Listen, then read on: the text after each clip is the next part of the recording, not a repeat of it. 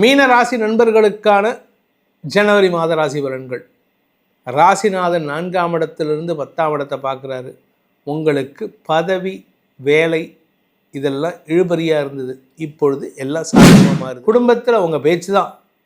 உங்கள் பேரை சொல்லி மீனராசிக்காரன் இப்படி பண்ணிட்டான், மீனராசிக்காரன் அப்படி பண்ணிட்டான், மீனராசிக்காரன் பணத்தை நஷ்டப்படுத்திட்டான், மீனராசிக்காரன் பணம் சம்பாதிச்சிட்டான்.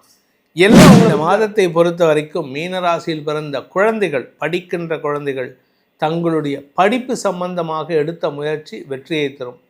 உங்களுடைய மேலே படிக்கணுங்கிற ஆசை நிறைவேறத்துக்கான வாய்ப்பு. இந்த ராத்திரியில் எருமை மாடு, மிருகங்கள் ரோட்டில் உலா வைத்துனா தெரியாது, போய் இடித்து விழுந்து உங்களுக்கு தான் பாதிப்பு. அதுங்களுக்கு ஒன்றும் இல்லை, அதுங்க தப்பு சேர்ந்து ஓடி போயிடும்.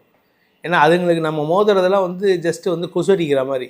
ஆனால் அதுங்க நம்ம மேலே விழுந்துடுதுன்னு வச்சுக்கோங்க. ஒரு எருமை மாடு விழுந்துன்னா கிட்டத்தட்ட ஒரு 500 கிலோ.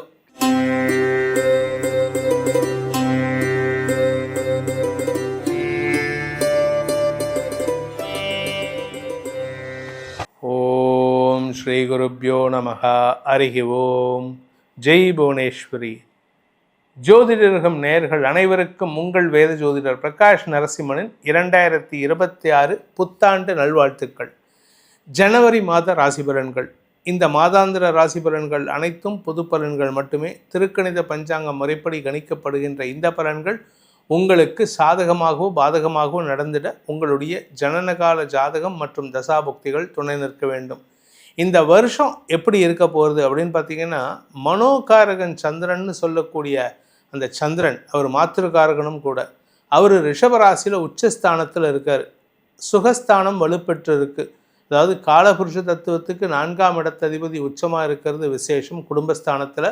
ஸோ குடும்பத்தில் சுக அமைப்புகள் எல்லாருடைய குடும்பத்திலையும் ஏற்படக்கூடிய வாய்ப்புகள் இருக்குது. மிதுன ராசியில் குரு வக்கரமாக இருக்கார். சிம்ம ராசியில் கேது பகவான் சஞ்சாரம் பண்ணுறாரு. தனுசு ராசியில் குருவின் 7ஆம் பார்வையில் 4 கிரக சேர்க்கை, சூரியன், சுக்கிரன், புதன், செவ்வாய்.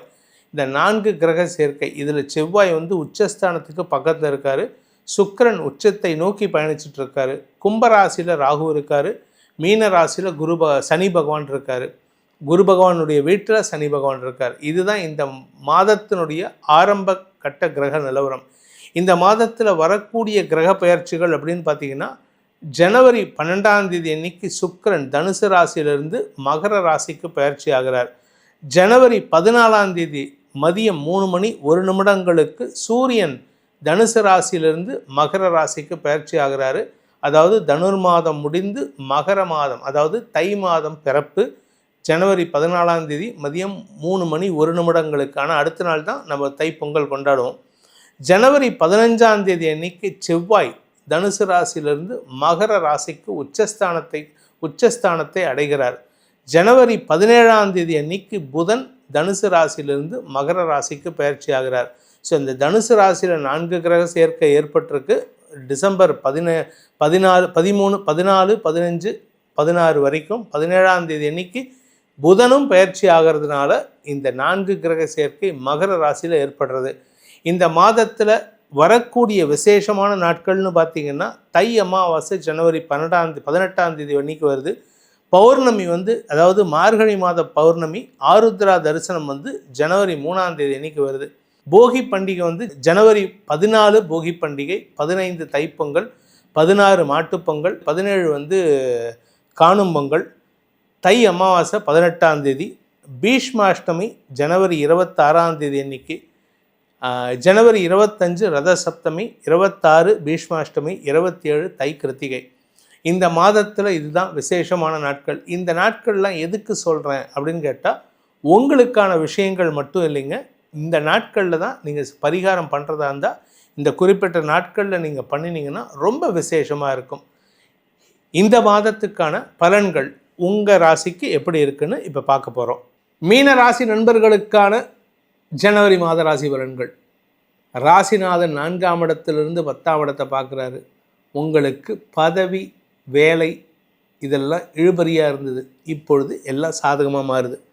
நீண்ட நாட்களாக வேலை இல்லாமல் இருக்கக்கூடிய மீனராசி நண்பர்களுக்கு வேலை கிடைக்கும் வாய்ப்பு ஏற்படுகின்ற மாதமாக இருக்கும். வேலை கிடைக்கிறது குதிரை கொம்பாக இருக்கே, எப்படி சார் எனக்கு வேலை கிடைக்கும்? ஆசைப்பட்ட வேலையை செய்வீங்க. ராசியில் இருக்கிற சனி அது வெளிநாட்டுக்கான வாய்ப்பை ஏற்படுத்தி கொடுக்கும். வெளியூருக்கோ வெளிநாட்டுக்கோ போகிறீங்கன்னா தாராளமாக கிளம்பி போங்க சார். வீட்டில் இருக்காதீங்க. வீட்டில் இருந்தீங்கன்னா வேலை கிடைக்கிறது கஷ்டம். சொந்த ஊர்லேயே இருக்கணும், அம்மா கூடயே இருக்கணும், அப்பா கூடயே இருக்கணும், அண்ணன் கூடயே இருக்கணும், அக்கா கூட இருக்கணும். நோ, குடும்பத்தோடு இருந்தீங்கன்னா குடும்பம் முக்கியம் இல்லைன்னு சொல்ல. ஆனால் குடும்பத்தோடு இருந்தீங்கன்னா நீங்கள் முக்கியம் இல்லாமல் போயிடுவீங்க. ஸோ கவனமாக இருந்துக்கோங்க. 2ஆம் வீட்டு அதிபதி உச்சமடைவதன் மூலமாக ஜனவரி 15லேருந்து வருமான அதிகரிப்பு ஏற்படுறதுக்கு வாய்ப்பு இருக்குது. ஆனால் ஜனவரி 15லேருந்து வீட்டில் நீங்கள் பண்ணுற அழிச்சாட்டியம் இருக்க, கத்தி கூப்பாடு போட்டு சண்டை போட்டு மிரட்டி அழுது ஆர்ப்பாட்டம் பண்ணி எல்லாம் பண்ணுவீங்க. குடும்பத்தில் உங்கள் பேச்சு தான். உங்கள் பேரை சொல்லி மீனராசிக்காரன் இப்படி பண்ணிட்டான், மீனராசிக்காரன் அப்படி பண்ணிட்டான், மீனராசிக்காரன் பணத்தை நஷ்டப்படுத்திட்டான், மீனராசிக்காரன் பணம் சம்பாதிச்சிட்டான், எல்லாம் உங்களை பற்றி தான் இருக்கும். உங்கள் வீட்டில் எதை பேசினாலும் நீங்கள் உங்களை பற்றி தான் பேசுகிற மாதிரி இருக்குது. அதனால் கவனமாக இருந்துக்கோங்க. ஏதாவது நல்லதுக்கு நீங்கள் காரணமாக இருக்கலாம், தவறான விஷயங்களுக்கு நீங்கள் முன்னுதாரணமாக இருக்கக்கூடாது. ஆக்சுவலாக நீங்கள் அப்படி தான் இருப்பீங்க, ஆனால் இல்லாமல் இருக்கிறதுக்கு முயற்சி பண்ணுங்கள். அதே சமயம் பேச்சை தொழிலாக கொண்ட வழக்கறிஞர்கள், ஆசிரியர்கள், அரசியல் துறை சார்ந்தவர்களுக்கெல்லாம் மரியாதை உயர்வு ஏற்படுறதுக்கு வாய்ப்பு இருக்குது. வருமான அதிகரிப்பு ஏற்படுறதுக்கு வாய்ப்பு இருக்குது. வேலை இல்லாட்டினாலும் வருமானம் வரும்னு யாருன்னு கேட்டால் இந்த மீனராசிக்காரனுக்கு தான். இந்த மாதம் வேலை இல்லாமல் இருந்தால் கூட வீட்டில் நீங்கள் அந்த காலத்தில் எங்கள் அப்பாலாம் சொல்லுவார், தின்னுட்டு திண்ணையில் தூங்குறான்ட்டு. அந்த மாதிரி இருந்து பாருங்கள், அப்போவும் உங்களுக்கு வருமானம் வரும். இந்த மாதத்தை பொறுத்த வரைக்கும் மீனராசியில் பிறந்த குழந்தைகள், படிக்கின்ற குழந்தைகள் தங்களுடைய படிப்பு சம்பந்தமாக எடுத்த முயற்சி வெற்றியை தரும். உங்களுடைய மேலே படிக்கணுங்கிற ஆசை நிறைவேறத்துக்கான வாய்ப்புகள் ஏற்படும். அதற்கான பண உதவிகள், முதலீடுகள் கிடைக்கிறதுக்கு வாய்ப்பு இருக்குது. தந்தை மூலமாக உங்களுக்கு உதவிகள் கிடைக்கக்கூடிய வாய்ப்பு இருந்தாலும் தந்தையின் ஆரோக்கிய விஷயத்திலும் கொஞ்சம் கவனம் செலுத்துங்க. உங்களுக்கு திடீர் அதிர்ஷ்டத்தின் காரணமாக உங்களுக்கு வருமான அதிகரிப்பு ஏற்படுறதுக்கு வாய்ப்பு இருக்குது. 8ஆம் இடத்திற்கு சனி குரு பார்வை இருக்குது. அதனால் கடந்த கால எதிரிகளால் ஏற்பட்ட மன உளைச்சல்கள் விலகும். குடும்பத்தில் கணவன் மனைவி உறவில் பெருசாக பாதிப்பு இல்லை, ஆனால் சின்ன சின்ன மனஸ்தாபம் இருக்குது. நீங்கள் சொல்கிறத அவங்க கேட்க மாட்டாங்க. நீங்கள் இதை பண்ணாதன்னா அதை தான் பண்ணுவாங்க. உங்கள் வீட்டுக்கு போகாதன்னா போவாங்க. நீ இந்த வேலைக்கு போகணுன்னா போக மாட்டாங்க. இந்த வேலைக்கு ட்ரை பண்ணால் பண்ண மாட்டாங்க. அந்த வேலைக்கு போகாதன்னா அதுக்கு தான் போவாங்க. ஸோ விச் மீன்ஸ் தட் நீங்கள் உங்களுக்கு எது நடக்கணுமோ அதுக்கு ஆப்போசிட்டாக சொல்லுங்கள். நீங்கள் இந்த வேலைக்கு போகக்கூடாதுன்னா நீங்கள் அந்த வேலைக்கு தான் நீ போகணும்னு சொல்லுங்கள், போக மாட்டாங்க. ஸோ இந்த மாதத்தை பொறுத்த வரைக்கும் வருமான அதிகரிப்பு ஏற்படுகின்ற மாதம். அது உங்களுடைய வருமானமாக இருக்கும். உங்களுடைய வருமானம் உங்கள் மனைவியுடைய வருமானமோ கணவருடைய வருமானமோ இல்லை, நீங்கள் சம்பாதிப்பீங்க. வாழ்க்கை துறையின் ஆரோக்கிய விஷயத்தில் இருந்த குழப்பங்கள் நிவர்த்தியாகும். அதே சமயம் உங்களுடைய உங்கள் குழந்தைங்க உங்கள் பேச்சை கேட்காம சில தவறுகள் பண்ணியிருப்பாங்க. அந்த தவறுகளை திருத்தறத்துக்கு உண்டான நேரம். அதனால் உங்களுக்கு அவர்களின் அரவணைப்பு தரக்கூடிய வகையில் இருப்பீங்க. அவர்களுக்கு அரவணைப்பு கொடுக்கறதுனால உங்களுக்கு ஒரு மனசுக்குள்ள ஒரு புதிய மாற்றத்தை உணரக்கூடிய வகையில் இருக்கும். இந்த ராசியில் பிறந்தவங்க குடும்பத் தலைவிகள், குழந்தைகள், படிக்கின்ற குழந்தைகள், வியாபாரிகள் உங்களுடைய ஆரோக்கிய விஷயத்தில் பெருசாக பாதிப்பு இல்லாட்டினாலும் எச்சரிக்கையாக இருக்கிறது நல்லது.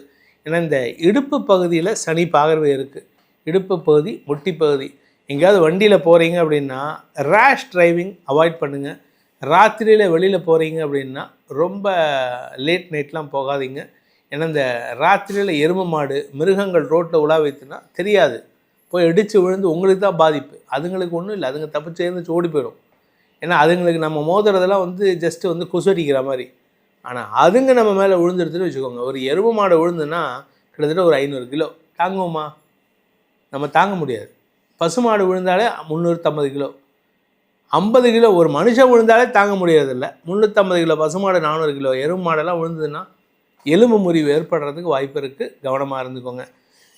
இந்த மாதத்தை பொறுத்த வரைக்கும் மீனராசியில் பிறந்த இளம் வயது ஆண் பெண்கள், நீங்கள் யாரை ஃப்ரெண்டுன்னு நினைக்கிறீங்களோ அவன் உங்களுக்கு ஃப்ரெண்டாக இல்லை.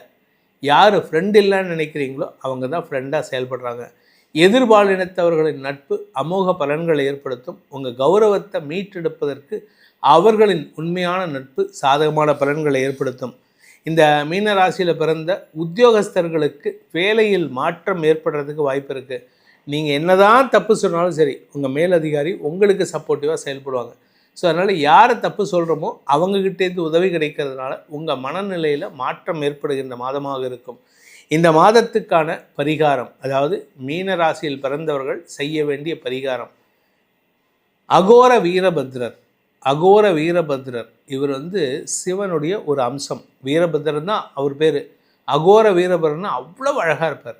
சிவனே அழகுன்னா பார்த்துக்கோங்க. அந்த அகோர வீரபத்ரரை தினமும் வணங்கி வாருங்கள். அப்படி அகோர வீரபத்ரர் கோயில் இல்லை எங்கள் ஊரில், இல்லை சந்நிதி இல்லை அப்படின்னா சிவனை வழிபடுங்க. சிவனை மிஞ்சின தெய்வம் வேறு யாரும் கிடையாது. அதனால் சிவனை வழிபடுவோர் சிவமயமாக இருப்பார்கள்.